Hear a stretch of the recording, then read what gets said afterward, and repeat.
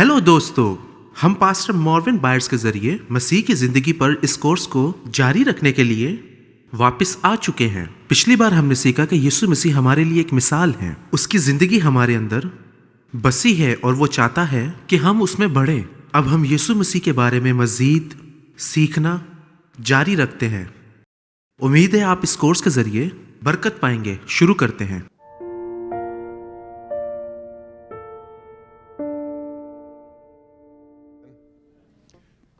हमें ये समझने की ज़रूरत है कि ये इंतहाई अहम है। मुझे यकीन है कि हम इस वक्त एक अहम वजह से मसीह की ज़िंदगी का मुतालिया कर रहे हैं ताकि हम देखें कि कौन आ रहा है। हमें कुछ समझने की ज़रूरत है जिसको आज चर्च बहुत नज़रअंदाज करता है।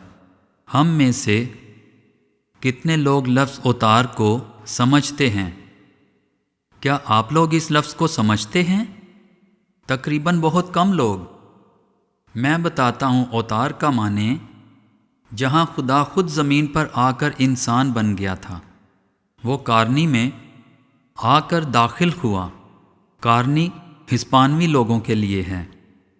ये अवतार है, वो इंसानियत में दाखिल हुआ, वो एक इंसान बन गया। ये वो बात है जिसे यहूदी कभी कबूल नहीं कर सकते। आप अंजील की किताब देख सकते हैं। यहूदी इसे बदन में खुदा के तौर पर कभी कबूल नहीं कर सकते थे। खुदा इंसान नहीं है। वो अब भी इसे कबूल कभी नहीं करेंगे।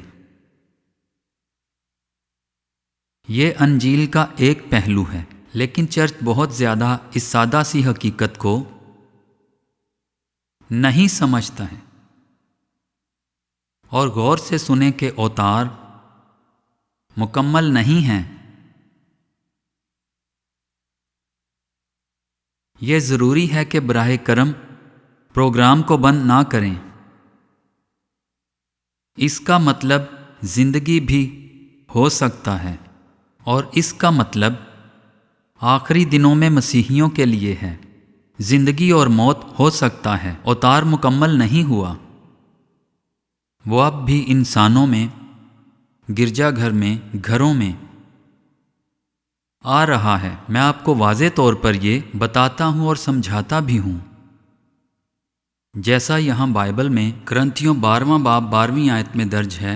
ये हवाला पढ़ने से पहले मैं आपको बताता चलूँ कि हम मसीह की ज़िंदगी का अवतार लफ्ज़ से मुतालिया कर रहे हैं कि मसीह कौन है। पौलुस रसूल वजाहत करता है कि यीशु मसीह कौन है। हो सकता है कि हम इस आयत को बरसों से पढ़ रहे हों, पर कभी गौर नहीं किया कि मसीह कौन है। पहला करंथियों 12वां बाब 12वीं आयत, क्योंकि जिस तरह बदन एक है और उसके अज़ा बहुत से हैं, और बदन के सब अज़ा गो बहुत से हैं, लेकिन बाहम मिलकर एक ही बदन बनता है, इसी तरह मसीह भी है। कौन है? हाँ, मसीह है। पौलुस रसूल के मुताबिक मसीह बहुत से अज़ा का एक बदन है। बताइए हाँ या ना। क्या यहाँ यही लिखा है या मैं गलत हूँ? इसलिए उसने कहा, जो कुछ तुम मेरे इन छोटे भाइयों में से किसी के साथ भी ऐसा करते हो, वो तुम मेरे साथ कर रहे हो, क्योंकि वो यकीनी तौर पर बदन में रहता है। आप समझते हो कि बदन के अज़ा वाला बदन अब भी बदन की हालत में आ रहा है। अवतार का सिलसिला अभी भी जारी है, लेकिन उसका मुकम्मल जिस्म उन 6000 सालों में ख़ास तौर पर सलीब के बाद से तश्कील पाने लगा। लेकिन आइए चंद आयात को देखें जो इस सच्चाई को हासिल करने और इसे समझने की और इसकी अहमियत बताने में हमारी मदद करेगी। आइए हम कलाम मुक़द्दस में पढ़ेंगे। दूसरा यूहन्ना पहला बाब उसकी 7वीं आयत। और इसीलिए मैं आपको यहाँ हम में से कुछ लोगों के लिए और बहुत से मसीहियों के लिए बता रहा हूँ कि ये آخری دنوں میں زندگی یا موت کا فیصلہ ہوگا۔ یہ فیصلہ ہوگا کہ وہ مخالف مسیح کی پیروی کریں گے، یعنی جھوٹے مسیح کی، جھوٹے مسیحا یا سچے کی۔ ہمیں فرق دیکھنا ہے۔ لکھا ہے کیونکہ بہت سے ایسے گمراہ کرنے والے دنیا میں نکل کھڑے ہوئے ہیں جو یسوع مسیح کے مجسم ہو کر آنے کا اقرار نہیں کرتے۔ گمراہ کرنے والا اور مخالف مسیح یہی ہے۔ میں کسی ایک بھی انسان کے بارے میں نہیں جانتا اور نہ ہی میں کسی ایسے شخص سے ملا ہوں۔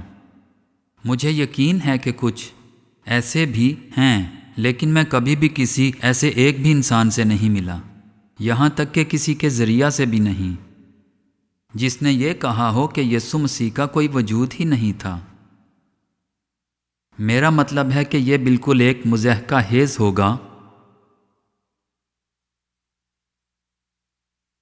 جو کہ یہ کہنے کے مترادف ہوگا کہ رومی سلطنت کبھی موجود ہی نہیں تھی۔ میرا مطلب ہے کہ یہ ایک تاریخی حقیقت ہے کہ یسوع مسیح کا وجود بالکل تھا۔ یہ اس کے بارے میں بات نہیں کر رہا ہے۔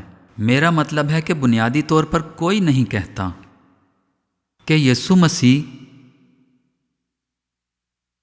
جسمانی طور پر ماضی میں نہیں آیا۔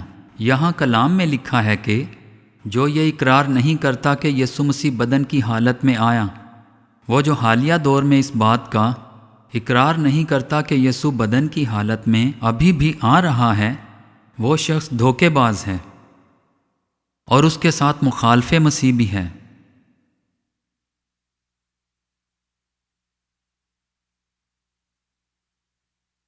جب میں نے اس بات کو پہلی بار سمجھا اور 45 سال پہلے کھوج لگائی، مجھے پتہ چلا کہ کسی بھی چرچ سے نکالا جانا بہت آسان ہے۔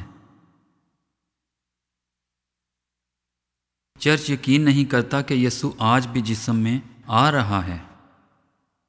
نہیں، وہ 2000 سال پہلے جسم میں آیا تھا، اب نہیں آ رہا۔ مکاشفہ پہلا باب 7ویں آیت لکھا ہے، دیکھو وہ بادلوں کے ساتھ آنے والا ہے۔ مکاشفہ اس طرح شروع ہوتا ہے۔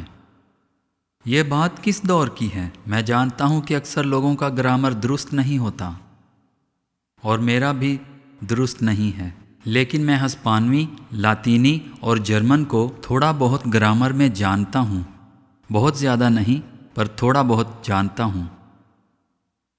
دیکھو وہ بادلوں کے ساتھ آنے والا ہے۔ یہ کون سے زمانہ کا جملہ ہے؟ موجودہ زمانہ کا ہے۔ آپ اسے یونانی زبان میں اس طرح بھی کہہ سکتے ہیں، دیکھو وہ بادلوں کے ساتھ آ رہا ہے۔ بادل کیا ہیں؟ بڑی ملائم سی چیز ہے جو کہ آسمان پر ہوتے ہیں۔ کہاں؟ آسمان پر۔ یہودا پہلا باب 12ویں آیت، عبرانیوں 12واں باب پہلی آیت۔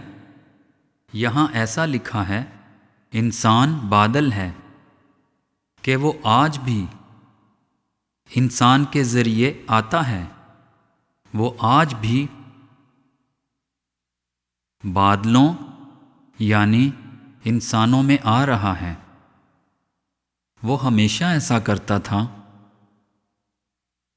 اور کرتا رہے گا، یعنی اس کی فطرت ہے، اور یہ اس کی عظیم خاکساری کا نشان ہے۔ اور یوحنا اسے کئی بار دہراتا ہے کہ جو کوئی یہ کہتا ہے کہ موجودہ دور میں یسوع جسم میں نہیں آ رہا، وہ مخالف مسیح اور دھوکے باز ہے۔ ہمیں یہ سمجھنے کی ضرورت ہے کہ ہم یہاں یسوع کے ساتھ ملاقات کر رہے ہیں۔ ٹھیک ہے؟ کیا ہم اسے سمجھتے ہیں؟ اس نے کہا کہ ان میں سے سب سے کم ترین اپنے بھائیوں میں سے اگر تم ان کے ساتھ ایسا کچھ کرتے ہو تو تم میرے ساتھ کر رہے ہو۔ وہ اپنے مقدس میں ہمارے درمیان رہتا ہے۔ اور اتار جاری ہے جہاں وہ انسانوں میں آتا ہے۔ وہ آتا ہے اور وہ گوشت اور خون میں رہتا ہے۔ میرا مطلب گناہ گار آدمی گوشت یا فطرت نہیں، بلکہ بائبل مقدس فرماتی ہے جسم کے دو معنی ہیں۔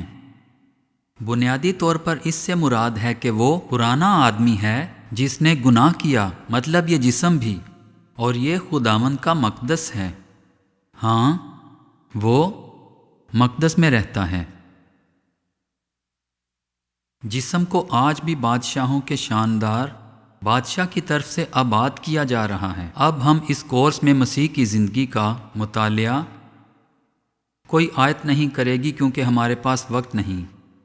ہم مختلف موضوعات پر غور کر کے مسیح کی زندگی کو دیکھیں گے، اور پہلا موضوع جس پر ہم غور کریں گے وہ موضوع ہے یسوع کی ماں۔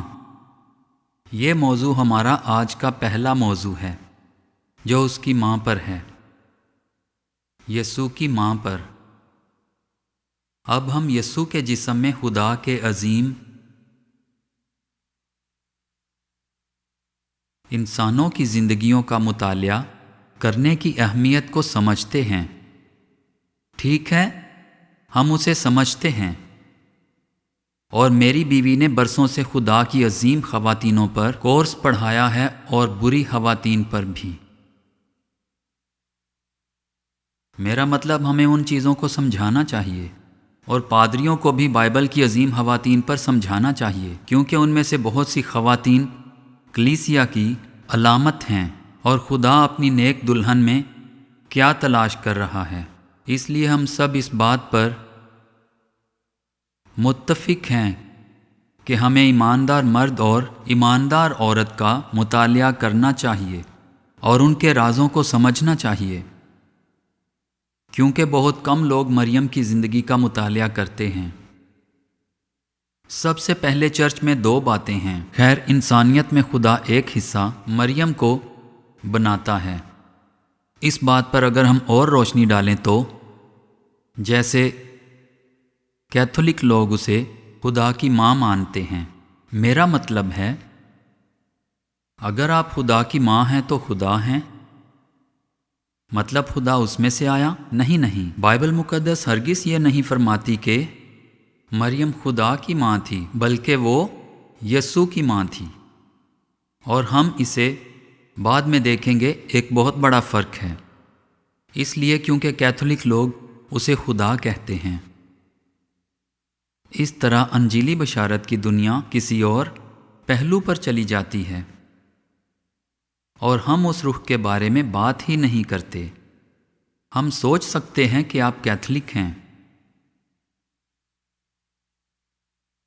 پر انہوں نے مریم پر زور دیا ہوا ہے۔ مریم صرف زندگی کی قسم کو ظاہر کرتی ہے جس پر خداوند یسوع مسیح زمین پر آنے کو تھا اور خود کو ظاہر کرنے کو تھا۔ وہ مسیح کو اس دنیا میں ظاہر کرنے کا ذریعہ تھی۔ وہ ایک مٹی کا برتن تھا جس میں آسمانی خزانہ تھا، اور اسے اس ضرورت مند دنیا میں یسوع کی زندگی لانے کو منتخب کیا گیا، بلکہ ایک برکت لانے کو دنیا کی ضرورت کے لیے۔ صحیح؟ کیا آپ سب اس بات کو جانتے ہیں؟ عبرانیوں 11واں باب 39 سے 40ویں آیات میں خدا کے پاس ہمارے لیے کچھ بہترین ہے۔ ٹھیک ہے، ایمان والوں کو وعدہ نہیں ملا، خدا کے پاس ہمارے لیے اس سے بھی بہتر چیز ہے، اور اس نے ہمیشہ بہترین میں کو پیش کیا ہے۔ یہ اس کی فطرت ہے، اس نے بہترین میں کو پیش کیا ہے۔ یوحنا 2 باب میں لکھا ہے کہ یہ اس کا فضل ہے کہ اس نے بہترین میں کو پیش کیا ہے۔ بائبل مقدس میں اور کوئی ایسا نہیں۔ کیا آپ سن رہے ہیں؟ بائبل مقدس میں ایسی کوئی برکت نہیں جسے خدا کے کسی بندے نے یا خدا کی کسی بندی نے حاصل نہ کیا ہو، اور وہ آپ کے لیے دستیاب نہ ہوں۔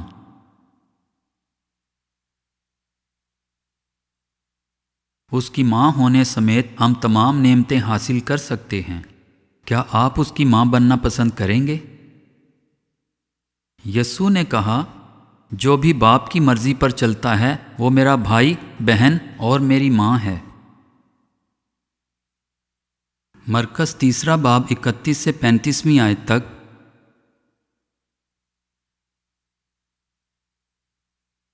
अगर हम बाप की मर्जी पर चलें तो उसकी माँ बन सकते हैं। यूहन्ना 14वां बाब 23वीं आयत में लिखा है, अगर हम खुदा की फर्मा बरदारी करते हैं तो हम उसके पास आएंगे और उसमें सकूनत करेंगे। तसव्वुर करें कि हम उसकी ज़िंदगी के लिए ज़रिया बनेंगे।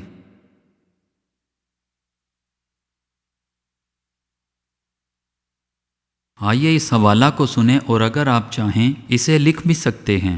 लूका 11वां बाब 27वीं आयत। जब वो ये बातें कह ही रहा था तो ऐसा हुआ कि भीड़ में से एक औरत ने पुकार कर उससे कहा, मुबारक है वो रहम जिसमें तू रहा और वो छातियाँ जिनसे तू सैर हुआ। यसू ने कहा, हाँ, मगर ज़्यादा मुबारक वो हैं जो खुदा का कलाम सुनते और उस पर अमल करते हैं। आमीन। मरियम की बरकत हर एक के लिए दस्तयाब है जो खुदा की मर्ज़ी को बजा लाते हैं। वो मेरी माँ, मेरा भाई और मेरी बहन है। हम उसकी माँ बन सकते हैं। नए अहदनामा का आगाज़ शादी से पहले एक कंवारी के पाक रूह के वसीला से हामला होने से होता है। नए अहदनामा का अख्ताम भी इसी तरह होता है। मुकाशफा 12वें बाब में शादी से पहले एक कुंवारी का पाक रूह के वसीला से हामला होना, वो कुंवारी आखिरी दिनों की कलीसिया है जो खुदा की तमाम मामूरी को सामने लाएगी। लिखा है, खुदा की तमाम मामूरी को सामने लाएगी। आमीन। वो सामने लाने के लिए जद्दोजहद कर रही है और यीशु ये वाज़े करता है कि हमें उसकी ज़िंदगी को सामने लाने के लिए मुशक्क़त करनी होगी। हन्ना ने भी तकलीफ़ उठाई और बहुतों ने भी, लेकिन बाइबल भी एक नजात दहिंदा की आमद के साथ शुरू होती और ख़त्म होती है। हम गाते हैं कि सयून में से नजात दहिंदा निकलेगा। बाइबल मुक़द्दस के शुरू में एक नजात दहिंदा आया। मूसा ने पहली 5 किताबें लिखीं और वहाँ बाइबल के शुरू में वो कत्ल गारत कर रहे थे। खुदा के लोगों की कहानी के शुरू में ऐसा हुआ कि फ़िरौन के ज़माना में वो बच्चों को कत्ल कर रहे थे। मसीह की पैदाइश के वक्त भी हेरोदिस बच्चों को कत्ल करवा रहा था। और अब आखिर में कहता है कि शैतान उस औरत के सामने इंतज़ार कर रहा है कि वो उस बच्चे की पैदाइश के साथ ही उसे खा जाए।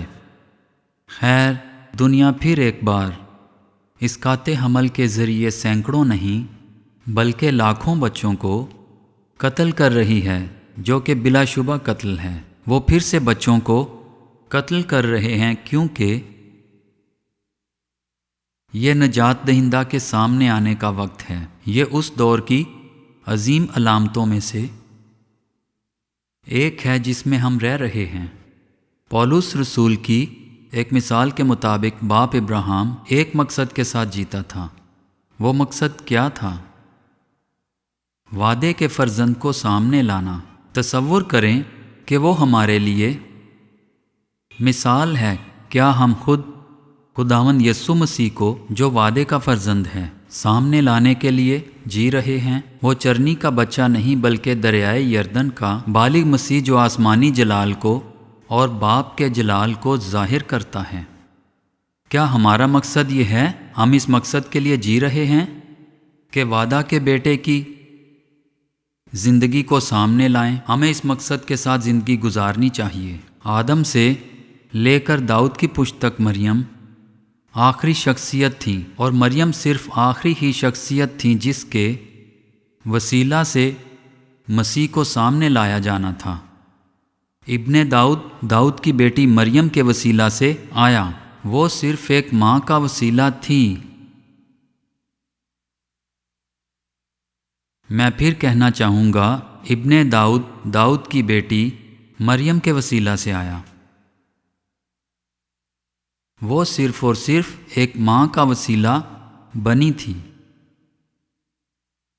हम भी उसकी माँ कहला सकते हैं अगर उसकी मर्ज़ी बजा लाते हैं। تو ہمیں اس کی زندگی سامنے لانے کے لیے بلایا گیا ہے اور اس کی زندگی کے لیے ایک وسیلہ بنایا گیا ہے ہم اس دنیا میں بہنے والے ہوں۔ مریم نے ان تمام رازوں کو فاش کیا جو ماں بننے میں درپیش آتے ہیں، اور ہم صرف کچھ لمحوں کے لیے مریم کی خصوصیات میں سے ایک پر غور کریں گے۔ ایک بات جو مریم کی خصوصیات میں سے ہے، غور کیجیے۔ آئیے لوکا پہلا باب اس کی 26ویں آیت دیکھیں۔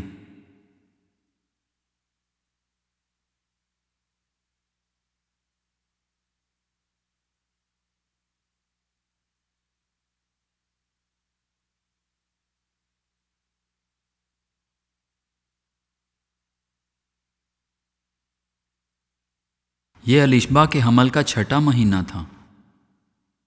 چھٹے مہینے میں جبرائیل فرشتہ خدا کی طرف سے گلیل کے ایک شہر میں جس کا نام ناصرت تھا، اس بات سے آپ یہ تصور کر سکتے ہیں کہ وہ ناصرت سے تھی۔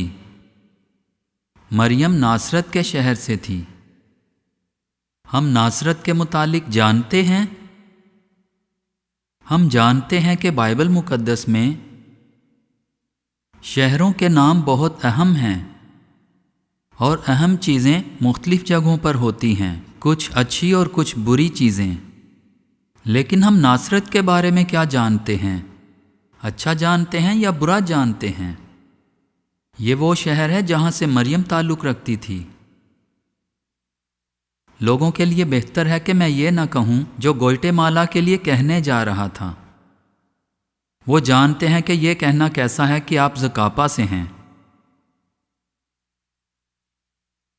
یہ وہی جگہ ہے جہاں سے گنڈے بھی آتے ہیں۔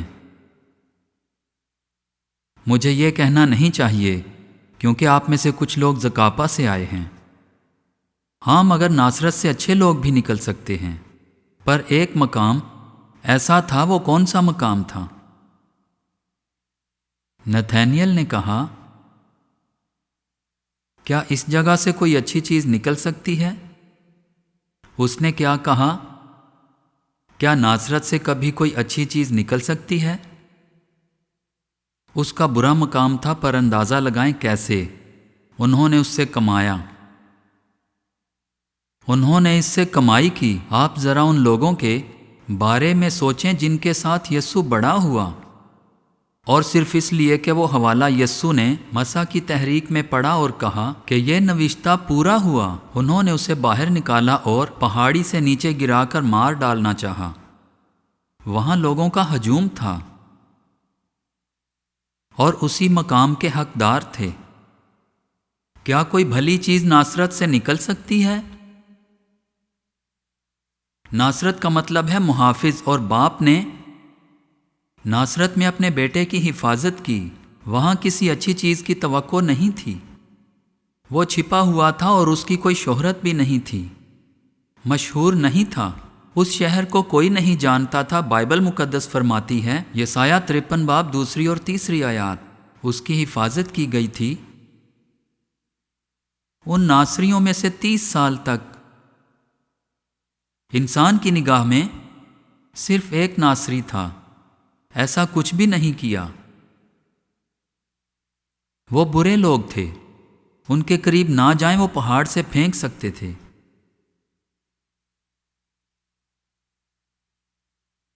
سو مریم اس شہر سے تھی، اور میں یہ بتانا چاہتا ہوں، میرا مطلب ہے کہ مریم کی خصوصیات تھیں۔ افسوس کی بات یہ ہے کہ مشہور لوگ جہازوں کے حادثے میں ختم ہو جاتے ہیں۔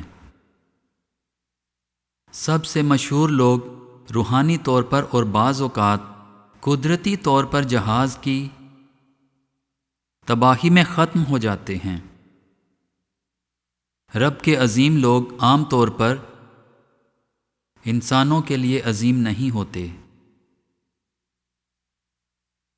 کیا ہم سمجھتے ہیں کہ عظیم لوگ انسان کی نظر میں عظیم نہیں ہوتے؟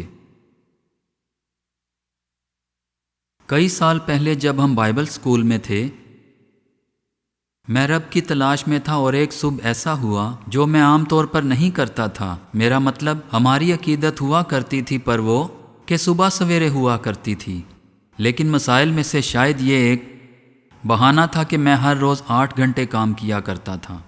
راستہ میں 1 گھنٹے ڈرائیونگ کرنے کے بعد بائبل اسکول پہنچنا ہوتا تھا، سو اتنا وقت نہیں ہوا کرتا تھا، لیکن میں صبح اٹھا اور کلاس روم میں چلا گیا اور اپنے رب کو ڈھونڈنے لگا، اور اچانک ایک ہاتھ میرے سامنے آ گیا۔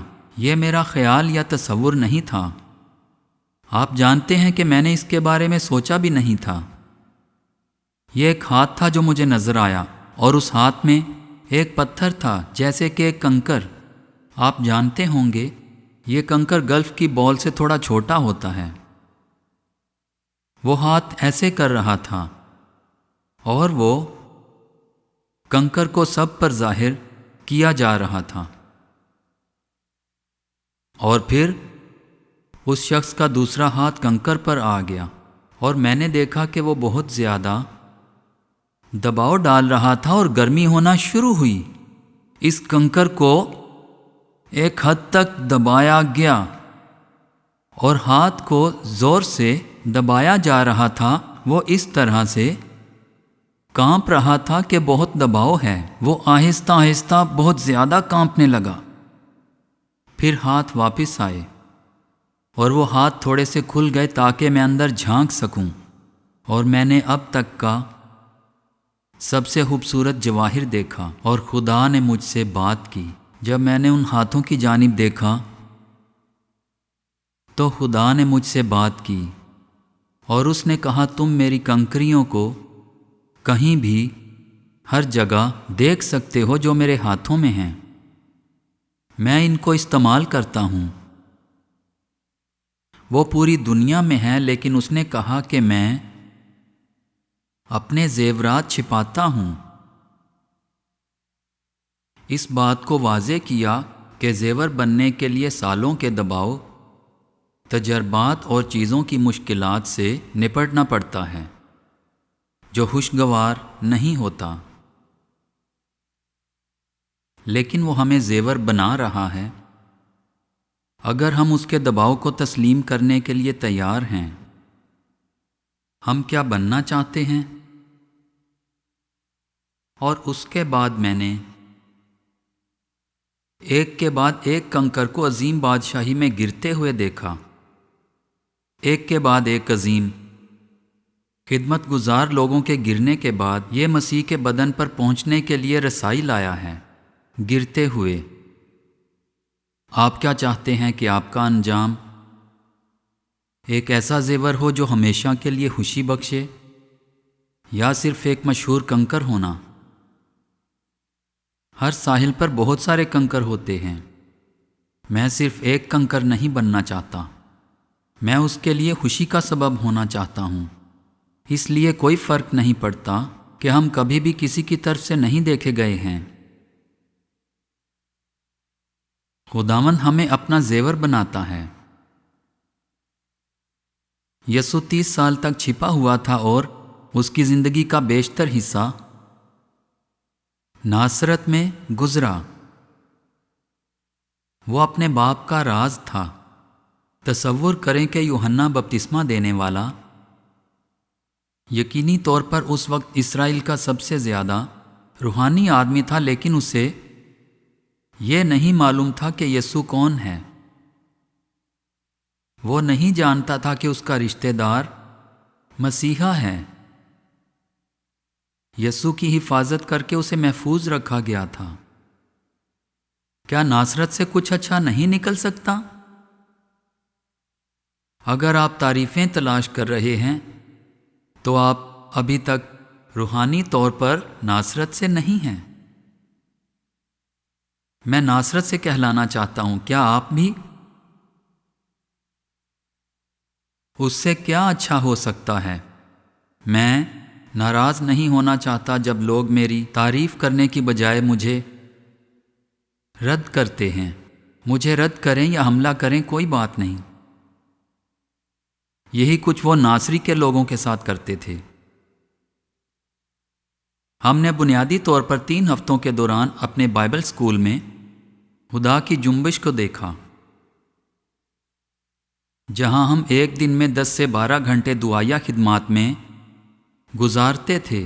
جی ہاں، اور خدا وہاں جنبش کرتا تھا۔ وہاں پیغمبرانہ باتیں ہوا کرتی اور ہاتھ رکھے جاتے تھے، اور تقریباً تمام طلباء مختلف اوقات میں سامنے چلے جاتے تھے۔ انہیں کوئی یہ نہیں کہتا تھا تم جو وہاں ہو یہاں آگے آؤ۔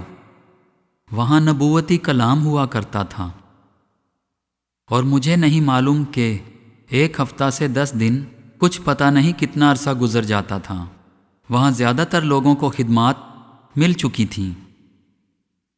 میں اور میری بیوی ہم جماعت کے طلباء تھے، اور ہمیں وہاں دوسرے طلباء کے ساتھ نہیں بلایا گیا، اور کسی نے کچھ بتایا بھی نہیں، کسی نے نہیں، اور ہمیں ایسا لگا کہ شاید وہ ہمیں بلائیں گے بھی نہیں۔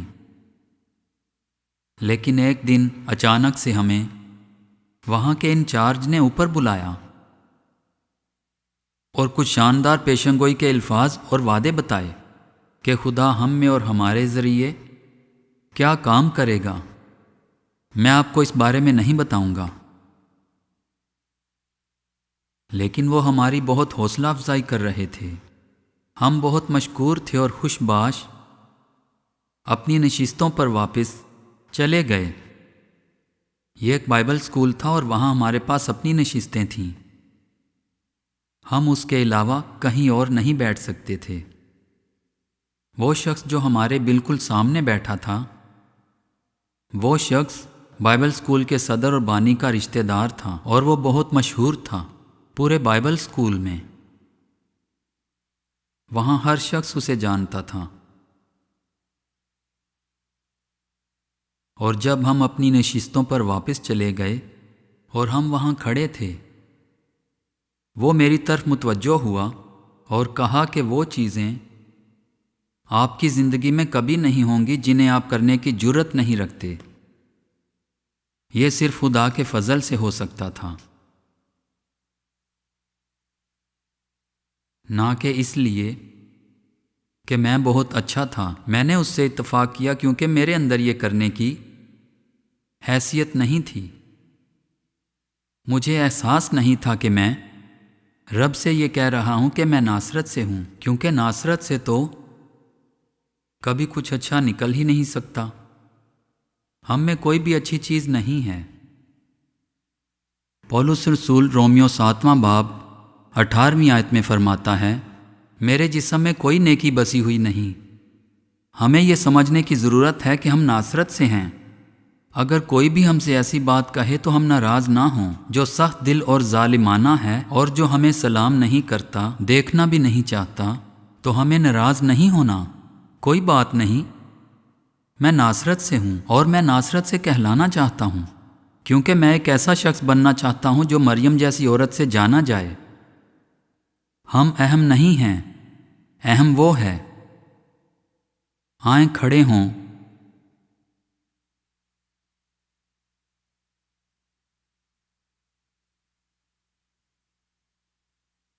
وہ آپ سے محبت کرتا ہے۔ آمین۔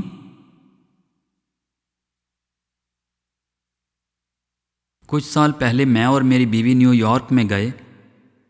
یہ وہ جگہ نہیں جہاں آپ جانا چاہتے ہیں جب تک کہ آپ کو کام نہ پڑے۔ ہم نے وہاں سے ایک ٹیکسی ڈرائیور کے بارے میں سیکھا۔ آپ نیو یارک کی ٹیکسی میں نہیں جانا چاہتے ہوں گے۔ وہاں بہت ہی بد مزاج، یعنی بہت عجیب مزاج کے ڈرائیورز ہیں۔ میرا مطلب ہے ہم نے کئی بار اس چیز کا تجربہ کیا ہے۔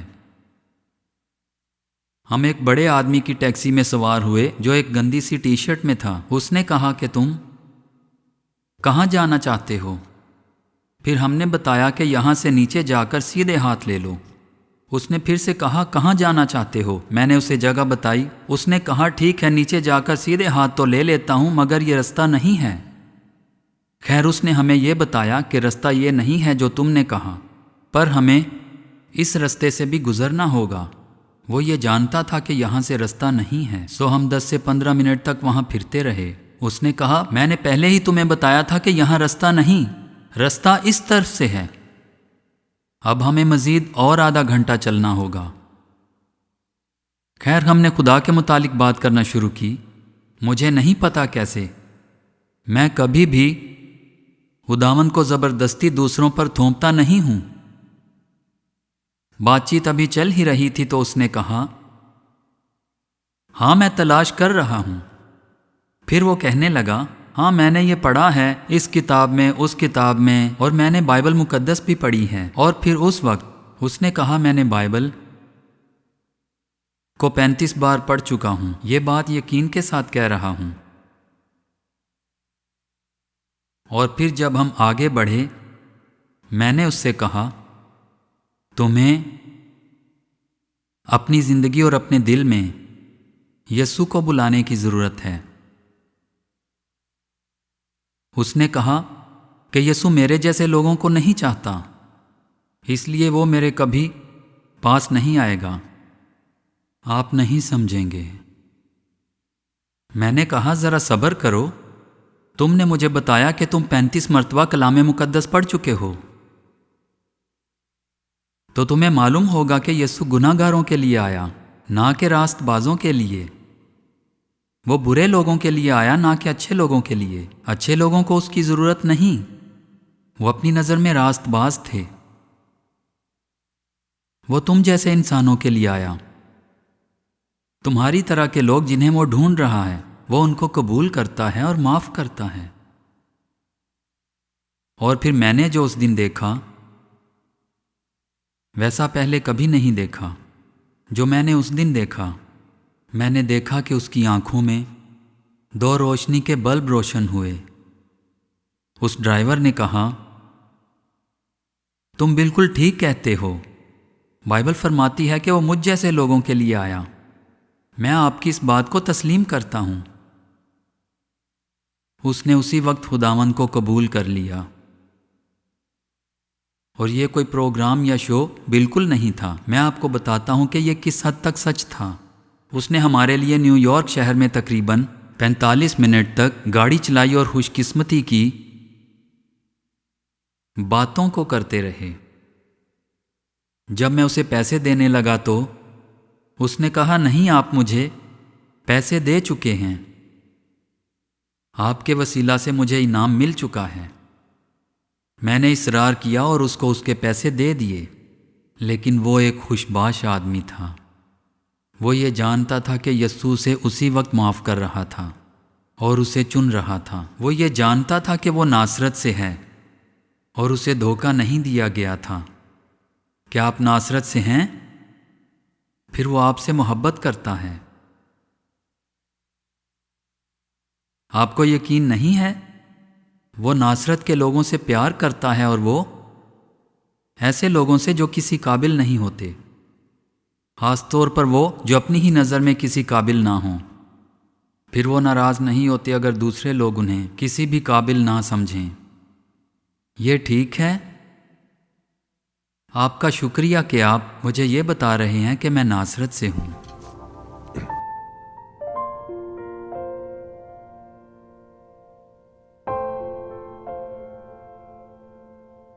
خیر، آج کے لیے صرف اتنا ہی، لیکن مزید نشریات کے لیے دیکھتے رہیں، کیونکہ ہم مسیح کی زندگی پر پاسٹر مارون بائرز کے ذریعے اس تعلیم کو جاری رکھے ہوئے ہیں۔ خدا آپ کو برکت دے۔